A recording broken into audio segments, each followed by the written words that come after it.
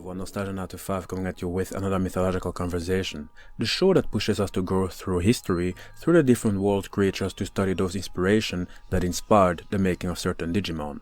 I posted a particular creature in the Nostalgia95 community page and asked the community to guess which Digimon is based on it.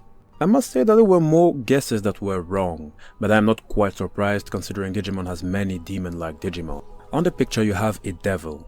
And in Digimon, the devil is known as Devimon, a creature that used to be an angel but was lured to the dark side.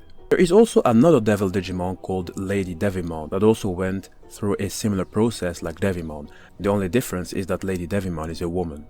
Now that we know that, before we go ahead and study this mythological creature, know that there are so many different interpretations and signification worldwide through the different time periods when it comes to the devil. I am well aware that it is simply impossible to cover all of them or to even go into the details. But anyway, now that we got that, let us get right into it. While I was doing my research on the devil, I quickly understood why the Nostalgia95 community was a bit confused with the picture I showed. First of all, in the Digimon franchise you have many devil-like creatures, and second of all, the concept devil has different meanings and is easily mixed up by many. That is why I think that it is more than great to discuss the historical figure even if you are not necessarily a Digimon fan.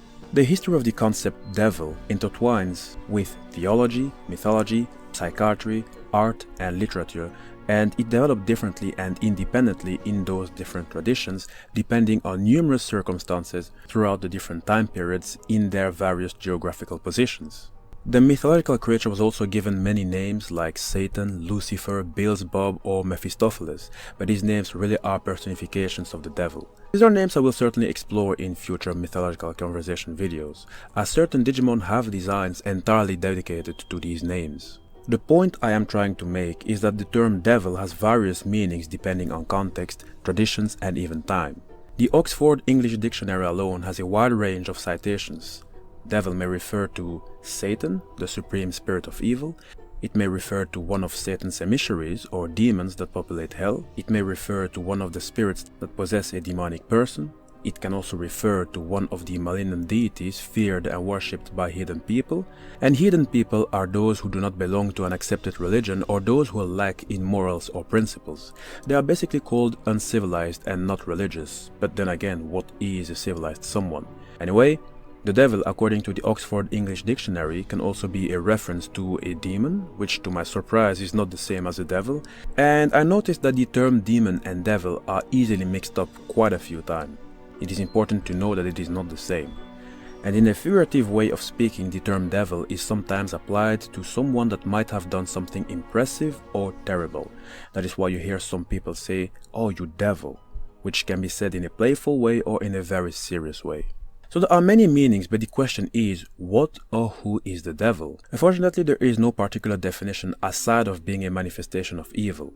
And Devimon in the Digimon franchise is also nothing more or nothing less than another embodiment of evil. It is a being possessing an outstanding intellect, making it only easier for it to court chaos. And all it takes is to stare at its eyes and the victim will be mind controlled and completely dominated by Devimon's mind, which I think is high probably what a devil would try to do. While doing my research, I thought about exploring the concept devil in as many religions and contexts as I could. This might ultimately lead us to the understanding of that concept and, more importantly, why it is feared so much by many people to the point of altering one's behavior. Wikipedia did give us a lot of information about the concept devil in the various religions, even if I have to say, as a scholar, I really don't like using Wikipedia as a source. While going through, I saw that the concepts demon and devil were mixed several times, which only proved that I was right when claiming that both terms are used as if they represented the same thing. But notice, I will only focus on the concept devil. First religious tradition we are going to take a look at is called Zoroastrianism, one of the world's oldest continuously practiced religions and faith that is centered in a dualistic cosmology of good and evil with an eschatological aspect predicting the final events of history. They use theological elements of monotheism and polytheism and also henotheism, which means that they may worship a single god but do not deny a possible existence of other deities. The roots of Zoroastrianism are thought to have emerged from a common prehistoric Indo-Iranian religious system dating back to the early 2nd millennium before Christ. It is said that Zoroastrianism might have been the first to introduce the idea of the conceptual devil, a principle of evil existing independently apart from God. In Zoroastrianism, good and evil derive from two opposed forces, and the force of good is called Ahura Mazda, with Ahura meaning Lord and Mazda meaning wisdom. The opposing force is called Angray Menu, the destructive spirit, the equivalent of the devil. In the Middle Persian language, the equivalent of Angra Mainyu is Ahriman. And those who played the Prince of Persia game, there is also an evil entity known as Ahriman that started a war with his brother Ormazd. And Ormazd is in fact the Ahura Mazda we are talking about in Zoroastrianism. So it's a nice touch. I really loved that game, by the way. There was an eternal struggle between the forces of good and evil, and neither is all-powerful. However, Angra Mainyu, the destructive spirit, was only limited to space and time, and in the end of time he will finally be defeated.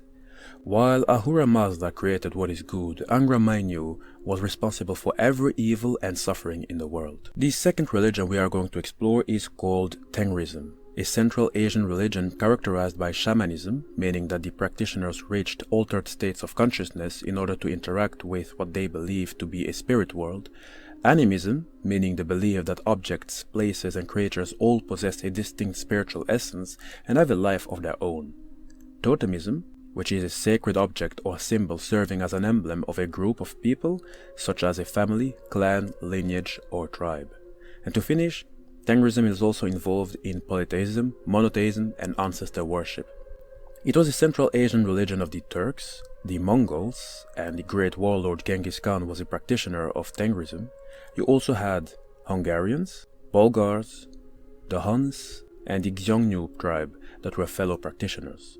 And these tribes lived more or less around the Black Sea. Some were probably spread a bit further. Sorry for deviating. Speaking of the nomadic Hun people, I always thought that the PlayStation 2 game The Mark of Kree was based on the Hun people, but I think I might be the only one who still remembers the game.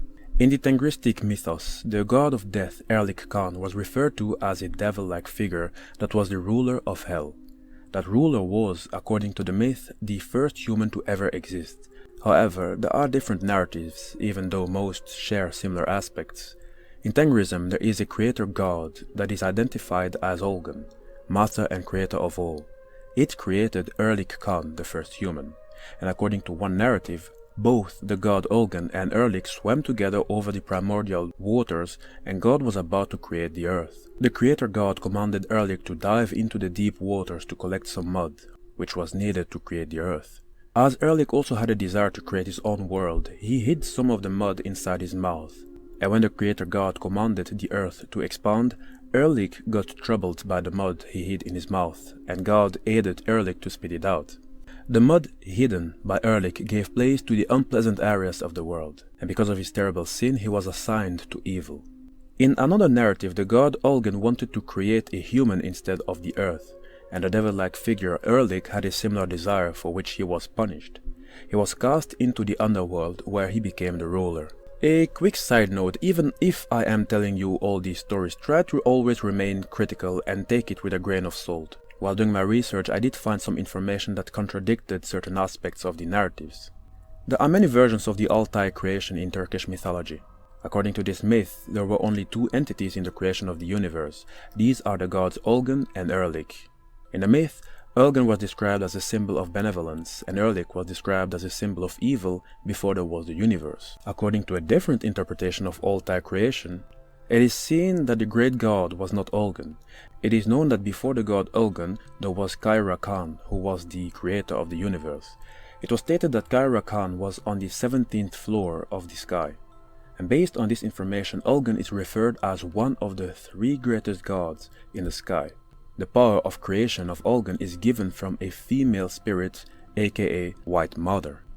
These are different stories of the same myth, but what you have to know is that in Tengrism, life does not end when one dies. Death is seen as a transition into the invisible world, and those souls that are damned to hell will be enslaved by Erlik Khan, the god of death that once was a human. However, you have to know that his powers does not limit itself to the outlines of hell. Erlik Khan lurks on the souls of humans living on Earth by causing death, disease, and illnesses. At the time of birth, Erlik sends a Komos to seize the soul by hampering, misguiding, and injuring the owner. A Kormos is a devilish entity living in the underworld, and since the souls after death can turn into a Kormos, they are often associated with ancestral spirits. I had wished to say a little bit more about how the devil is seen in Judaism and Christianity. However, in their respective context, they usually refer to the devil with the name Satan, a name that is already used by a certain Digimon that certainly deserves its own video. However, I can tell you two things about Judaism and Christianity. In the Book of Wisdom, also known as the Wisdom of Solomon, which is a Jewish work written in Greek, the devil is represented as the one who brought death into the world. The Book of Solomon chapter 2 verse 23 to 24 says the following: For God created man for incorruption and made him in the image of his own eternity. But through the devil's envy, death entered the world, and those who belong to his party experience it. When it comes to Christianity, there have been historical claims that certain Christian sects worshipped the devil. That is because earlier versions of the Bible did not personify the concept devil. God was seen as the source of both light and darkness. The religion known as Manichaeism belonged to one of those groupings. It was once a major religion that was founded by the Iranian prophet Mani in ancient Iran during the days of the Sasanian Empire. The narrative of Manichaeism concerning the devil goes as such: God and the devil are seen as two unrelated principles, meaning that they are both independent powers moving and acting independently from one another. While God created everything that is good and inhabits the realm of light, the devil, also called the Prince of Darkness, created evil and inhabits the kingdom of darkness. The Manichaeistic view did know some backlash, especially in the 4th century when a Christian that was presumably named Hegemonius emerged. He is known only from his presumed authorship of the Acta Archelae. It was a polemic text written against Manichaeism to condemn their rather suspicious belief. Hegemonius accused the Persian prophet Mani, the founder of the Manichaean sect, as they identified Jehovah as the devil god. You see, both the Manichaeans and Christians shared the same view that the world we live in is an evil one. However, the difference between the two groups is their view towards the cause of originality of the world's evilness. In Christianity, it is Adam's fall after eating the apple that caused the world to become evil. The Manichaeans, on the other hand, believed that it was the devil god, the Prince of Darkness, that created this evil world. The different beliefs created a schism between the two religions. The Manichaeans did not accept the belief that the church sacraments were holy of themselves, and therefore sanctified the church and its people. According to the prophet Mani, the devil god which created the world was the Jewish Jehovah. The prophet said, "It is the Prince of Darkness who spoke with Moses, the Jews, and their priests." Thus the Christians, the Jews, and the pagans are involved in the same error when they worship this god, for he leads them astray in the lusts he taught them. The next religion we are going to take a look at is Catharism, a Christian dualist or Gnostic revival movement that thrived in some areas of southern Europe, particularly what is now northern Italy and southern France between the 12th and 14th century.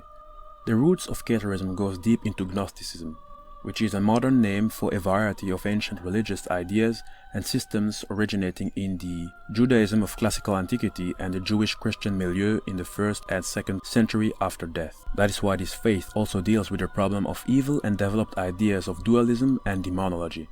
The Cathars knew two branches, one that believed that the devil and God are completely separate from each other, with each of them having power, or you had the other branch that saw the devil as another son of God that had strayed into evilness and was in fact the brother of Jesus. These ideas were entirely opposed views shared in the Catholic Church, which is also why the Cathars were seen as a serious potential challenge at the time. I really wish I could go a bit deeper in the religion of Islam and explain how the devil is interpreted in that tradition, but this comment is actually one that stopped me from doing so. Owais Sadi wrote the following in the Nostalgia Nat 5 community page: "In my religion, Satan is known as Iblis, a jinn that fell from grace." Now this description fits another Digimon much better. That is why I cannot really go further. To tell you all the truth, I don't doubt that I missed many religions. After all, the concept devil probably exists way longer than we might possibly think. And I'm not only talking about the word, but also about the idea and the interpretation of an evil figure like the devil, but in different religions throughout the world. Obviously, we are missing more than we might imagine. I didn't even cover African religions, American religions, or even Southeastern Asian religions. So don't limit yourself to this video. It is actually quite interesting to see how the different cultures interpret the devil. So if you wish to know more, please be like a scientist and go and read and go deeper, as it is extremely interesting. You even have religions that claim that there is no such thing as a devil, which means that the Digimon Devimon might not even be acknowledged by some. And speaking of Devimon, I always liked this dark Digimon in Season 1, and I don't even know why. And by simply exploring its name, we were introduced to a great variety of religions that I actually never heard of. I have to say that this is the power of the Digimon franchise. They take their inspiration from many cultures, which is all the more great and which definitely deserves to be explored way more. This is the end of the video, my good friends. I hope you enjoyed it. There are yet so many Digimon that we need to explore along with the mythological creatures that inspired their making, but we will get there. Please don't forget to write your own interpretation of the devil or what you know about the devil. I know it sounds a bit creepy, but let us just look at it from a scientific perspective. A special big shout out to Nukelasi, Mary Grace Oyangorin, Vincent G and Mr. Matt for guessing correctly that the Digimon we were going to be talking about was Devimon. You guys have a keen eye and I'm very impressed, because the truth is, the picture I showed was intentionally a misleading one, but you guys saw through it. Big shout out once more to Nukelasi, Mary Grace Oyangorin, Vincent G and Mr. Matt. You guys are awesome. Please make sure to subscribe and join the Nostalgia 95 channel. We will make sure to cover everything that involves Digimon. More will come, that you can be sure of. So make sure to join us. And in case you are new, all the mythological videos are placed in the Mythological Conversation playlist, which is always updated. That way it is easier for all of you to catch up on newer and older videos.